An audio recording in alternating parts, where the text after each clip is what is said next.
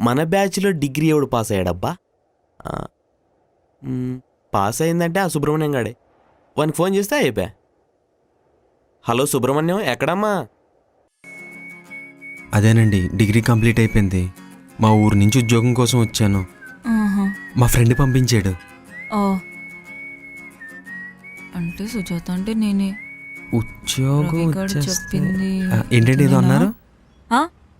ఏం లేదు. మీ ఫ్రెండ్ పేరేంటి? రవి అండి. రవి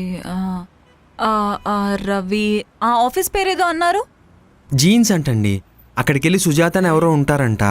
ఆవిడ నెల్లి అడిగితే ఉద్యోగం ఇచ్చేస్తారంట. సుజాత మీదే ఊరండి? మాదా అండి, విజయనగరం దగ్గర తాటిపూడని.